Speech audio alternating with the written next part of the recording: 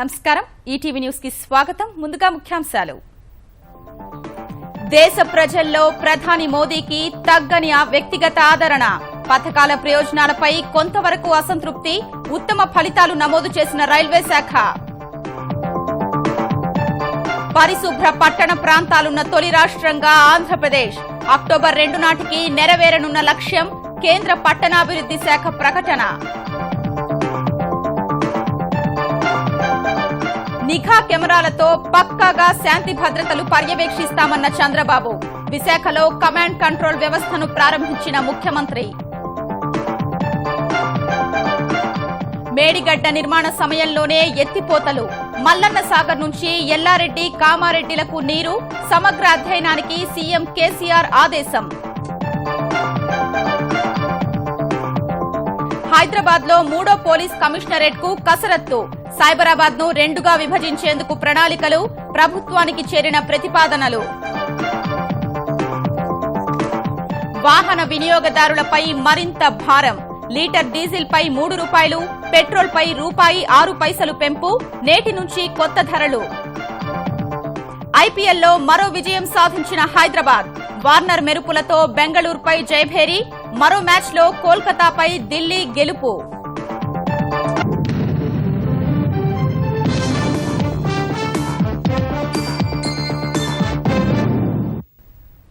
లోక్సభ ఎన్నికల్లో సర్వామోదంతో ప్రధాని పీఠం అధిష్ఠించిన మోదీ వ్యక్తిగత ప్రతిష్ట ప్రజల్లో ఏమాత్రం తగ్గలేదు దేశంలో అత్యధిక శాతం మంది ప్రజలు ప్రధానిగా మోదీ పనితీరును ఆమోదించినట్లు ఎన్డీఏ సర్కార్ 2 ఏళ్ల పాలన పూర్తి చేసుకోనున్న సందర్భంగా నిర్వహించిన సర్వేలో తేటతెల్లమైంది మోదీ సర్కార్ దేశ పాలనా పగ్గాలు చేపట్టి 2 ఏళ్లు పూర్తి చేసుకున్న వేళ ప్రజల్లో ఆయన వ్యక్తిగత ప్రతిష్ట చెక్కు చెదరలేదని సెంటర్ ఫర్ మీడియా స్టడీస్ నిర్వహించిన సర్వేలో తేటతెల్లమైంది 15 రాష్ట్రాల్లో నిర్వహించిన సర్వేలో ప్రధానిగా మోదీ పనితీరు పట్ల 70% ప్రజలు సంతృప్తి వ్యక్తం చేశారు 5 ఏళ్ల తర్వాత మోదీయే ప్రధానిగా కొనసాగాలని ఆశిస్తున్నారు కొత్త ప్రభుత్వ ఏర్పాటుతో తమ జీవన ప్రమాణాల్లో మార్పేమీ లేదని దాదాపు సగం మంది అభిప్రాయపడగా పరిస్థితి దిగజారిందని 15% మంది తెలిపారు మోదీ ప్రభుత్వం చేపట్టిన పథకాలతో పేద ప్రజలు ప్రయోజనం పొందడం లేదని 43% మంది అభిప్రాయపడ్డారు ప్రధానమంత్రి తన హామీలు నెరవేర్చారని 1/3 వంతు కన్నా తక్కువ మంది భావిస్తూ ఉండగా హామీలు పాక్షికంగానే నెరవేరాయని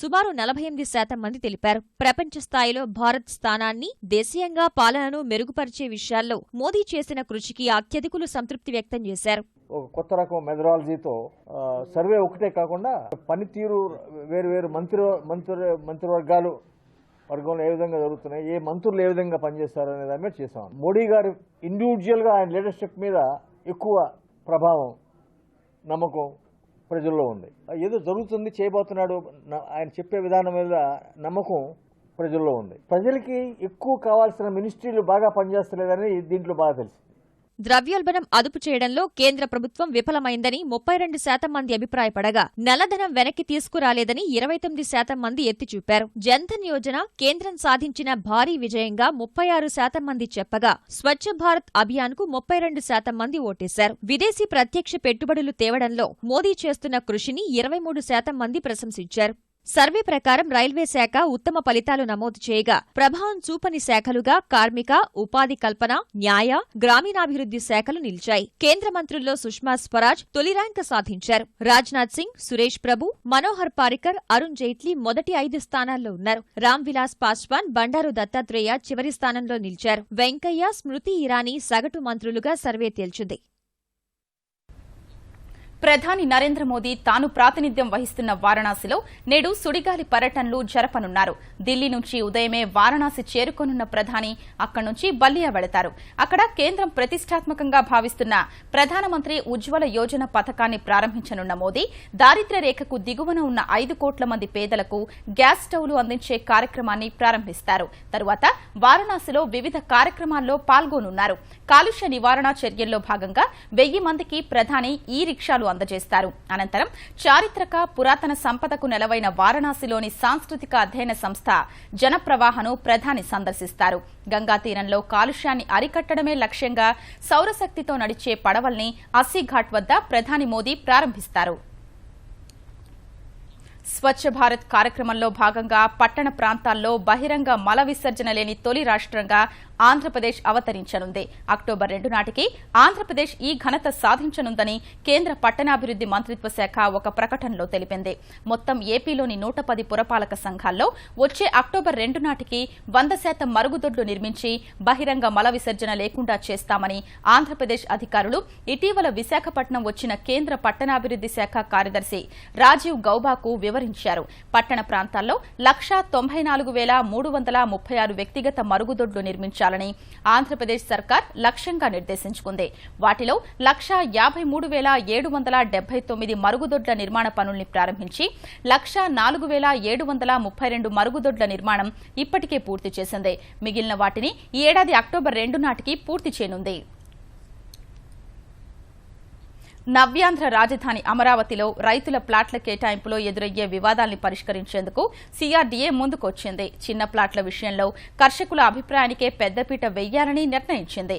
చిన్న ప్లాట్లు దక్కే రైతులు సమూహంగా ఏర్పడితే వారందరికీ కలిపి ఒకే చోట ఇవ్వాలని, లేకుంటే వేలం వెయ్యాలని అధికారులు నిర్ణయించారు. నవ్యాంధ్ర రాజధానిలో ఫ్లాట్ల కేటాయింపుపై అవగాహన సదస్సులు నిర్వహిస్తున్న సీఆర్డీఏ చిన్న చిన్న ఫ్లాట్ల విషయంలోనూ ఓ స్పష్టతను ఇచ్చింది.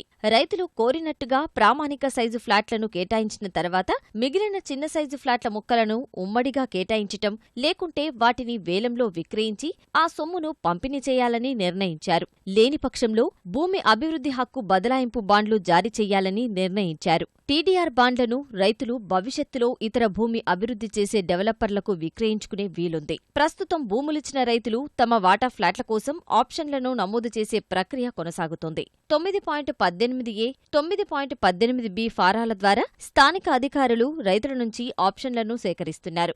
దరఖాస్తులను జాగ్రత్తగా నింపి రైతులకు మెరుగైన పద్ధతిలోని ఫ్లాట్లు కేటాయించేందుకు ప్రయత్నాలు జరుగుతున్నాయి. రైతులకు కేటాయించే నివాస ఫ్లాట్లు కనీసం 120 చదరపు గజాలుగా నిర్ధారించారు. నివాస లేఅవుట్లలో ఫ్లాటు సైజులు 120 గజాల నుంచి 4,800 గజాల వరకు ప్రతి సైజుకు 30 గజాల పెంపుదలతో రూపొందించారు. వాణిజ్య ఫ్లాట్లను కనీసం 30 గజాలుగా ప్రతిపాదించారు. ఎవరైనా వేర్వేరు గ్రామాల్లో సమీకరణలో భూములిచ్చినా వారికి ఆయా గ్రామంలోనే కేటాయింపులు జరుగుతాయని సీఆర్డీఏ స్పష్టం చేసింది. జరీబు, మెట్ట భూములకు వేర్వేరుగానే ఫ్లాట్లు కేటాయించాలని కూడా నిర్ణయించారు.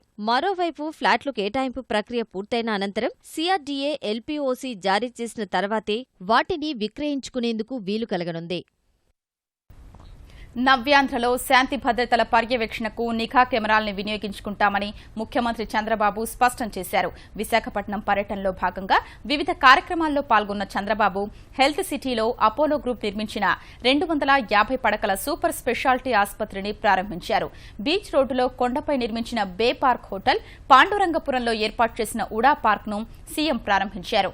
విశాఖలో నూతన పోలీస్ కమిషనరేట్ కు శంకుస్థాపన చేసిన చంద్రబాబు కొత్త కంట్రోల్ కమాండ్ వ్యవస్థను ప్రారంభించారు. అనంతరం విశాఖ పోలీస్ కమిషనరేట్ నుంచి రుషికొండ బీచ్లోని సిబ్బంది, పర్యాటకులతో నేరుగా మాట్లాడారు. ఆకర్షణీయ నగరంగా ఎదుగుతున్న విశాఖను అత్యంత భద్రమైన నగరంగా తీర్చిదిద్దాలని పోలీసు శాఖకు సూచించారు. రాత్రి 10 గంటల సమయంలో విశాఖ విమానాశ్రయం వద్ద ఏర్పాటు చేసిన సోలార్ పెట్రోల్ బంక్ ను ప్రారంభించారు. 500 మీటర్లకు ఒక కెమెరా ఉంటుంది.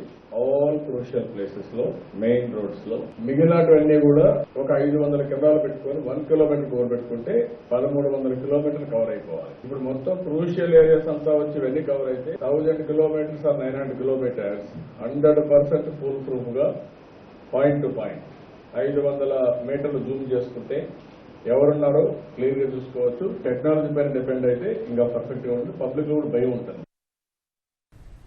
గోదావరి, కృష్ణా జలాలతో తెలంగాణ నేలంతా చిత్తడిగా మారి ఎర్రటి నేలల్లో ఎర్రలు తిరిగి బంగారు పంటలు పండాలని ముఖ్యమంత్రి కేసీఆర్ ఆకాంక్షించారు.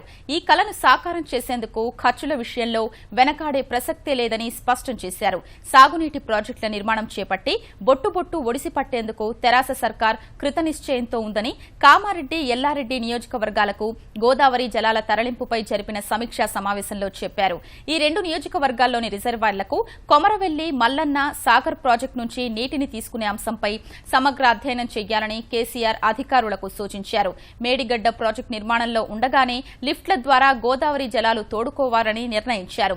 ఎల్లంపల్లి రిజర్వాయర్ చేరుకునే జలాల్ని మిడ్ మానేరు, అనంతగిరి, ఇమాంబాద్, కొమురవెల్లి, మల్లన్న సాగర్ వరకు లిఫ్ట్ల ద్వారా ఎత్తిపోయాలని సూచించారు. అక్కడి నుంచి కుడెల్లివాగు ద్వారా అప్పర్ మానేరుకు నీటిని తరలించి ఎత్తిపోతల ద్వారా కామారెడ్డి నియోజకవర్గంలోని 3 రిజర్వాయర్లు నింపనున్నట్లు తెలిపారు. ఇదే క్రమంలో నల్గొండ జిల్లా ఆలేరు, భువనగిరి నియోజకవర్గంలోని గంధమల్ల, బస్వాపూర్ రిజర్వాయర్లకు నీటిని తరలించనున్నట్లు కేసీఆర్ తెలిపారు. తెలంగాణలో పరిశ్రమల ఏర్పాటుకు సానుకూల వాతావరణం కల్పించడమే లక్ష్యంగా పనిచేయాలని పరిశ్రమల శాఖ మంత్రి కె తారక రామారావు సూచించారు. తెలంగాణలో ఈజ్ ఆఫ్ డూయింగ్ బిజినెస్ పై వివిధ శాఖల కార్యదర్శులతో సమావేశమైన ఆయన గతేడాది కంటే మెరుగైన ఫలితాలు సాధించాలని నిర్దేశించారు. సులభ వ్యాపార విధానాల ర్యాంకింగ్ కోసం సుమారు 340 ప్రశ్నలకి వివిధ ప్రభుత్వ విభాగాలు సమాధానమివ్వాల్సి ఉంటుంది. కొన్ని శాఖల్లో పెండింగ్ సమస్యలపై మంత్రి కేటీఆర్ సమీక్ష నిర్వహించారు. ఇంధన శాఖ ద్వారా స్కాడా ఎస్సీఏ-డిఏ వినియోగంపైన చర్చ జరిగింది. జూన్ ముగిసోలోపు ఈ విధానం ద్వారా జీహెచ్ఎంసీలో విద్యుత్ సరఫరా చేస్తామని మంత్రికి ఇంధన శాఖాధికారులు తెలిపారు. పురపాలక శాఖలో ఇకపై ఫిర్యాదుల స్వీకరణకు వ్యవస్థను ఏర్పాటు చేయాలని కేటీఆర్ ఆదేశించారు. ఈ అంశాలన్నింటినీ ఆచరణలోకి తీసుకొస్తే తెలంగాణకు is of doing business rank మరింత పెరుగుతుందని మంత్రి కేటీఆర్ అభిప్రాయపడ్డారు. చమురు సరఫరా సంస్థలు మరోసారి వినియోగదారులకు పెట్రోవాత పెట్టే ముడి చమురు ధరలు అంతర్జాతీయంగా పెరగడం సహా డాలర్తో రూపాయి మారకం విలువల ఆధారంగా పెట్రోల్పై లీటర్కు ₹6, డీజిల్పై లీటర్కు ₹2.94 పెంచాయి. పెరిగిన ధరలు అర్ధరాత్రి నుంచి అమల్లోకొచ్చాయి. పెరిగిన ధరల ప్రకారం ఢిల్లీలో లీటర్ పెట్రోలు ₹62కు పైగా ఉంది. డీజిల్ ధర సుమారు ₹51గా ఉంది. ఏప్రిల్ 16న ధరలు తగ్గించి కాస్త ఊరటనిచ్చిన చమురు సంస్థలు తాజాగా భారీగా పెంచాయి. హైదరాబాద్ పరిసర ప్రాంతాల్లో మరో కమిషనరేట్ ఏర్పాటుపై తెలంగాణ సర్కార్ కసరత్తు చేస్తోంది. నగర నడిబొడ్డున 217 చదరపు కిలోమీటర్ల విస్తీర్ణంలో హైదరాబాద్ నగర పోలీస్ కమిషనరేట్ విస్తరించి ఉంది. దాని చుట్టూ 3700 చదరపు కిలోమీటర్ల మేర సైబరాబాద్ పోలీస్ కమిషనరేట్ విస్తరించి ఉంది. సైబరాబాద్ పరిధిలో పరిశ్రమలు, జనాభా శరవేగంగా పెరుగుతున్న నేపథ్యంలో భవిష్యత్తు అవసరాల దృష్ట్యా సిబ్బంది, ఠాణాల సంఖ్య పెంచాలని కమిషనర్ సివి ఆనంద్ ప్రభుత్వానికి విజ్ఞప్తి చేశారు. ఆ వినతిని పరిశీలించిన కేసీఆర్ సర్కార్ సైబరాబాద్ కమిషనరేట్ ను 2గా విభజించే ప్రణాళికలు సిద్దం చేయాలని ఆదేశించారు. ఇప్పటికే సైబరాబాద్ ను పరిపాలనా సౌలభ్యం కోసం తూర్పు, పశ్చిమ ప్రాంతాలుగా విభజించారు. ప్రస్తుత 5 జోన్లలో తూర్పు విభాగంలో ఎల్బీనగర్, మల్కాజ్గిరి, పశ్చిమ విభాగంలో శంషాబాద్, మాదాపూర్, బాలానగర్ ఉండేలా విభజన ప్రణాళిక సిద్దం చేసి 4 రోజుల క్రితం ప్రభుత్వానికి నివేదించారు. ఈ ప్రతిపాదనలకు ప్రభుత్వం ఆమోదం తెలుపుతుందని పోలీసు ఉన్నతాధికారులు భావిస్తున్నారు. ఆంధ్రప్రదేశ్లోని ప్రతి జిల్లాలో వ్యవసాయ, ఆహారోత్పత్తుల పరిశ్రమలు ప్రోత్సహించే దిశగా చంద్రబాబు సర్కార్ అడుగులు వేస్తోంది. ఇందుకోసం smart agri business platforms networks of Andhra Pradesh శాప్నాప్ పేరుతో ఒక సంస్థను ప్రారంభించింది. ఈ సంస్థ జీవావరణ వ్యవస్థకు, వ్యవసాయోత్పత్తికి తోడ్పాటును అందించనుంది. ఇందులో రైతులు, విద్యార్థులు, పారిశ్రామికవేత్తలు, విద్యాసంస్థలు, బ్యాంకులు, పరిశోధనా సంస్థలు, నిపుణుల్ని భాగస్వామ్యం చేయనుంది. శాప్నాప్ ప్రధానంగా మేధస్సుకు సంబంధించిన నూతన వ్యవసాయ వ్యాపార ఉత్పత్తుల్ని ఆవిష్కరించడమే కాకుండా భాగస్వాములైన వారికి భరోసా కల్పించనుంది. ఇందుకోసం ఆంధ్రప్రదేశ్ ఫుడ్ ప్రాసెసింగ్ మరియు నేషనల్ రీసెర్చ్ డెవలప్మెంట్ కార్పొరేషన్ ఎన్ఆర్డీసీ, పారిశ్రామికవేత్తలు, సహభాగస్వాముల మధ్య ఒప్పందం జరిగింది. అధునాతన సాంకేతికతతో దీన్ని మరింత సులభతరం చేసేందుకు ఆంధ్రప్రదేశ్ ఫుడ్ ప్రాసెసింగ్ సొసైటీ ఏపీఎఫ్పీఎస్ శాప్నాప్ సభ్యులు ప్రయత్నిస్తున్నారు. పులిచింతల నిర్వాసితులకు పునరావాసంపై ప్రజా ప్రయోజనాలు దృష్టిలో పెట్టుకుని అందరికీ ఆమోదయోగ్యమైన నిర్ణయం తీసుకుంటామని ఆంధ్రప్రదేశ్ జలవనరుల శాఖ మంత్రి దేవినేని ఉమామహేశ్వరరావు చెప్పారు. ఈ అంశంపై తెలంగాణ సాగునీటి శాఖ మంత్రి హరీష్ రావు తనతో మాట్లాడారని విజయవాడలో చెప్పిన దేవినేని కృష్ణా, గుంటూరు జిల్లాల్లో తాగునీటి కోసం 5 టీఎంసీల నీరు విడుదల చేయాలని కృష్ణానది యాజమాన్య బోర్డును కోరినట్లు వెల్లడించారు. ఆంధ్రప్రదేశ్ సర్కార్ చేపట్టిన నీరు చెట్టు కార్యక్రమానికి ప్రజల నుంచి మంచి స్పందన వస్తోందన్న మంత్రి ఈ కార్యక్రమంపై అవగాహన కల్పించేందుకు ముఖ్యమంత్రి చంద్రబాబు మే 4న శ్రీకాకుళం, 5న విజయనగరం, 7న కర్నూలు జిల్లాల్లో పర్యటిస్తారని దేవినేని వివరించారు. ఇదే సమయంలో జల సంరక్షణ కోసం ఈటీవీ, ఈనాడు చేపడుతున్న సుజలాం సుఫలాం కార్యక్రమంపై దేవినేని ప్రశంసలు కురిపించారు. ఆల్రెడీ ఇప్పటికే ఈనాడు ఈటీవీ పెద్ద ఎత్తున ఈ కార్యక్రమాన్ని ప్రోత్సహిస్తా ఉన్నారు. అదేవిధంగా మిగతా ఛానల్స్ టీవీలు కూడా ఎక్కడికక్కడ ప్రోత్సహిస్తా ఉన్నారు. అందరినీ కూడా మనస్ఫూర్తిగా అభినందిస్తున్నాను. గ్రామాల్లో, పట్టణాల్లో, నగరాల్లో మన నీళ్లలో మనం ఇంకుడు గుంత పెట్టుకొని ఆ పొయ్యే నీళ్ళని భూగర్భ జలాలుగా మార్చుకోవటం కానివ్వండి, ఈ కార్యక్రమంలో అందరూ కూడా పెద్ద ఎత్తున భాగస్వాములు అవ్వాలి. ప్రజల్ని తప్పుదో పట్టించే విధంగా ప్రతిపక్ష Vaikapa వ్యవహరిస్తోందని Andhra Pradesh SC corporation chairman Jupudi Prabhakar విమర్శించారు. ప్రభుత్వం చేస్తున్న అభివృద్ది కార్యక్రమాలకు సరైన సహకారం అందించని జగన్ అభివృద్దిని అడ్డుకునేందుకు మాత్రం ముందుంటున్నారని ప్రకాశం జిల్లా ఒంగోలులో ఆరోపించారు. జగన్ వైఖరి నచ్చకే వైకాపా ఎమ్మెల్యేలంతా తెలుగుదేశంలో చేరుతున్నారన్న జూపూడి మరో 15 మంది ఎమ్మెల్యేలు సైకిల్ ఎక్కేందుకు సిద్ధంగా ఉన్నారన్నారు. ప్రతిపక్ష పార్టీ అంటే పాలక వర్గాన్ని ప్రతిరోజు గందరగోళం చేసుకుంటూ వెళ్ళిపోవటం కాదు, లేకపోతే ప్రజల్లో ఒక అపనమ్మకాన్ని అలా వదిలేసి వెళ్ళటం కాదు. నిర్దిష్టమైనటువంటి ఆలోచనల్ని ఈ రాష్ట్ర అభివృద్ధి సంక్షేమం కోసం చేయాల్సిన అవసరం ఉంది. మీ 51 మంది రాజీనామా చేసి మీరు వెళ్ళండి ప్రజల్లోకి. మీకు ఎవరికన్నా డిపాజిట్ వస్తే నన్ను అడగండి. మీకు ధైర్యం లేదు. మీ నాయకత్వం మీద మీ సొంత ఎమ్మెల్యేలే నమ్మకం వదిలేసి బయటికి వెళ్ళిపోయారు. అర్హులైన కాపులందరికీ రుణాలు అందేలా ఆంధ్రప్రదేశ్ ప్రభుత్వం చర్యలు తీసుకుంటోందని ఆంధ్రప్రదేశ్ మానవ వనరుల శాఖ మంత్రి గంటా శ్రీనివాసరావు తెలిపారు. ఎన్నికల ప్రణాళికలో కాపులకు ఇచ్చిన హామీలన్నీ నెరవేరుస్తామని విశాఖలో జరిగిన కాపు సంక్షేమ సంఘం జిల్లా స్థాయి సదస్సులో పాల్గొన్న ఆయన కాపు రుణాల్లో అభ్యంతరాలు తలెత్తకుండా బ్యాంకర్లతో మాట్లాడి సమస్యను పరిష్కరిస్తున్నామని చెప్పారు. అన్ని జిల్లాల్లో కాపు సంక్షేమ భవనాల నిర్మాణం సహా నైపుణ్య అభివృద్ది కేంద్రాలు ఏర్పాటు చేస్తామని వివరించారు. స్టడీ సెంటర్స్ కావచ్చు, చదువుకుంటున్న యువత విదేశాలకు వెళ్ళాలంటే వాళ్ళకి లోన్స్ కావచ్చు, లేదు ఇంకేదైనా పారిశ్రామికవేత్తలు ఉన్నారు వాళ్ళకు కూడా గ్రూప్ గా ఉంటే కొంచెం పెద్ద మొత్తంతో సహాయం చేసే విషయం కావచ్చు. ఇట్లా వివిధ రకాల అంశాలన్నీ కూడా ఇష్యూ వారీగా అన్ని సమీక్షించుకుంటూ వాటి అన్నింటి కూడా మనం పరిష్కారం చేసుకున్నాం. ఆంధ్రప్రదేశ్లో పారిశ్రామిక రంగాన్ని కొత్త పుంతలు తొక్కిస్తామని ఆంధ్రప్రదేశ్ వ్యవసాయ శాఖ మంత్రి ప్రత్తిపాటి పుల్లారావు స్పష్టం చేశారు. ఔత్సాహిక పారిశ్రామికవేత్తలకు అవసరమయ్యే భూములు, రాయితీలు ఇచ్చేందుకు చంద్రబాబు ప్రభుత్వం సిద్దంగా ఉందని చెప్పారు. గుంటూరు వెంకటేశ్వర విజ్ఞాన మందిరంలో పత్తి ఆధారిత వస్త్ర పరిశ్రమలపై జరిగిన సదస్సుకు మరో మంత్రి రావెల కిషోర్బాబుతో కలిసి హాజరైన ఆయన వస్త్ర పరిశ్రమల స్థాపనలో పెరిగిన పెట్టుబడి వ్యయాన్ని తగ్గించాలన్నారు.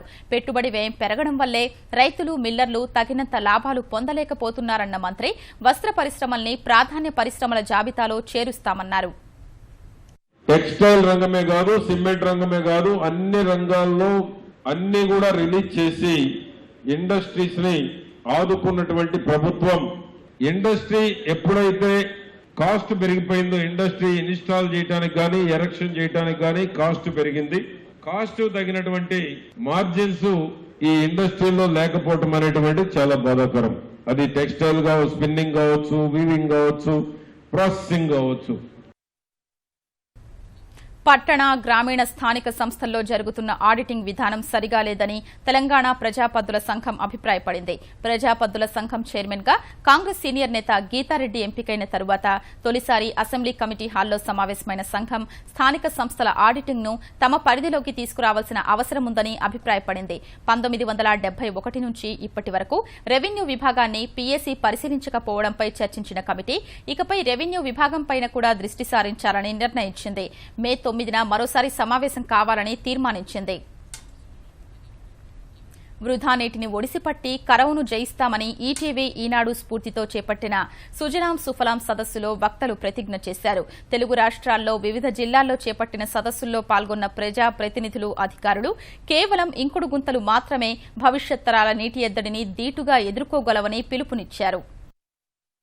జల సంరక్షణలో ప్రజలంతా భాగస్వాములైనప్పుడే భావితరాలకు నీటి ముప్పు తప్పుతుందని ఆంధ్రప్రదేశ్లో చేపట్టిన సుజలాం సుఫలాం సదస్సులో వక్తలు అభిప్రాయపడ్డారు. విజయనగరంలో జరిగిన సదస్సులో పాల్గొన్న మంత్రి మృణాలిని ఈటీవీ ఈనాడు స్ఫూర్తితో ఇంకుడు గుంతల తవ్వకాలు ఉద్యమంలా సాగుతున్నాయని తెలిపారు. ఈనాడు ఈటీవీ వారి యొక్క సౌజన్యంతో, రామోజీరావు గారు ఇస్తున్నటువంటి సహకారంతో ఇలాంటి మీటింగ్ ప్రతి దగ్గర ఒకటి ఏర్పాటు చేసి ప్రజాప్రతినిధులు, అధికారులు అందరం కలిసి మీ అందరికీ తెలియజేస్తే మీ యొక్క ప్రోత్సాహంతో ప్రతి ఒక్కరు కూడా ఇంటి ముందు ఒక ఇంకుడు గుంత తవ్వుకోవాలి. ప్రతి ఒక్కరూ నీటిని నిలువ చేసుకుని భావితరాలకు అందించడానికి కంకణబద్దులు కావాలని మదనపల్లిలో జరిగిన సుజలాం సుఫలాం సదస్సులో స్థానిక శాసనసభ్యుడు దేశాయి తిప్పారెడ్డి సూచించారు. టూత్ బ్రష్ వాడే దాని నుంచి, మనం నోరు కడుక్కునే దాని నుంచి మనం షవరింగ్ చేసేటప్పటి నుంచి కూడా ఎంతో నీరును వేస్ట్ చేస్తుంటాం. ఆ నీటిని వేస్ట్ చేసుకోకుండా పోతే చాలా వరకు మనం నీటిని ఆదా చేయొచ్చు. ప్రస్తుత జల సంక్షోభానికి కారణాలు, పరిష్కార మార్గాలను ప్రకాశం జిల్లా చీరాల సదస్సులో వక్తలు విపులీకరించారు. శాస్త్రీయ పద్ధతిలో ఇంకుడు గుంతలు నిర్మిస్తేనే 100% ప్రయోజనం ఉంటుందని చీరాల ఎమ్మెల్యే ఆమంచి కృష్ణమోహన్ సూచించారు. నేను ఈ కార్యక్రమంలో భాగంగా ఇందని ప్రత్యేకించి నేను అనౌన్స్ చేయను కానీ 10,000 ఇంకుడు గుంతలకి తగ్గకుండా చీరాల నియోజకవర్గంలో ఒక స్వచ్ఛమైనటువంటి ఇంకుడు గుంతలు తవ్వేదానికి నా వంతు నేను కృషి చేస్తాను. తెలంగాణలో జరిగిన సుజలాం సుఫలాం సదస్సులో పాల్గొన్న ప్రజలు, ప్రజాప్రతినిధులు జల సంరక్షణకు కట్టుబడి ఉంటామని ప్రతిజ్ఞ చేశారు. కరీంనగర్ జిల్లా మెట్పల్లిలో జరిగిన సదస్సులో పాల్గొన్న కోరుట్ల శాసనసభ్యుడు కల్వకుంట్ల విద్యాసాగర్రావు గ్రామాల్లో ఇంకుడు గుంతల నిర్మాణానికి ప్రభుత్వం ఆర్థిక సాయం చేస్తోందని వివరించారు. ఈ నీటిని చుక్క వాడుకునే విధంగా ఈ ఇంకుడు గుంతలను నీళ్లు బయట చేసుకుంటే మనం బోర్డు తోమిన నీళ్లు కానీ, స్నానం చేసే నీళ్లు కానీ, ఈ 2 నీళ్లను మనము అలా ఇంకుడు గుంతలు వేసుకున్న అవసరం లేదు. గ్రామాల్లో అయితే 4,060 రూపాయలు కూడా ఇస్తున్నారు. ఇంకుడు గుంతలు తీసుకుంటే గ్రామాల్లో 4,060 రూపాయలు కూడా ప్రభుత్వం ఇస్తున్నది. ప్రపంచ ప్రఖ్యాతిగాంచిన స్టంట్ రైడర్ అరాజ్ గిబిజా తన విన్యాసాలతో హైదరాబాద్ ప్రజలకు వినోదాన్ని పంచాడు. దేశవ్యాప్త స్టంట్ యాత్రలో భాగంగా నెల రోజుల యాత్ర కొనసాగిస్తున్న ఈ యువ రైడర్ కూకట్పల్లిలోని ఫోరం మాల్లో ఒళ్లు గగురు పొడిచే ప్రదర్శనలతో ఆకట్టుకున్నాడు.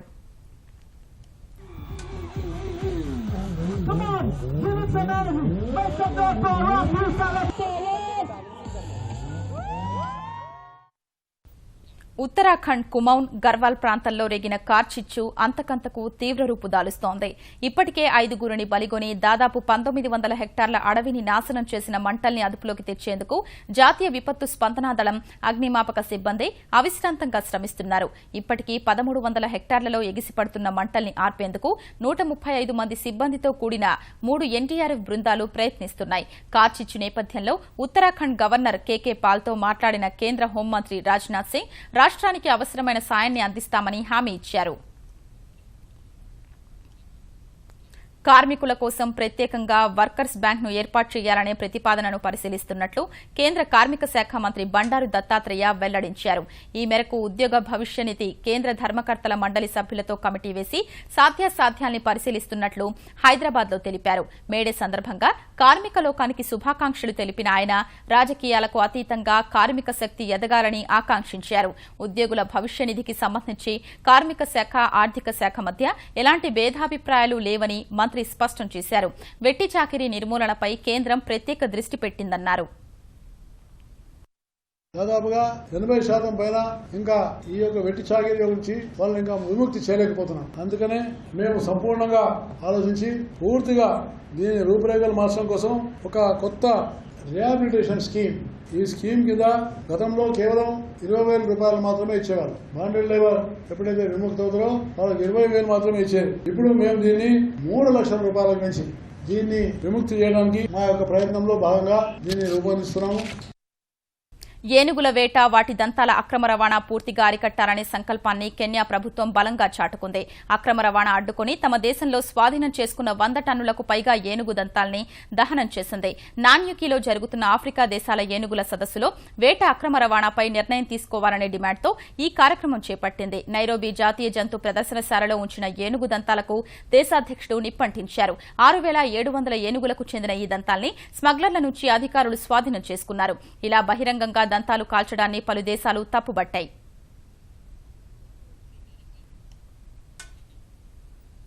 ఈటీవీ న్యూస్ సమాప్తం. నమస్కారం.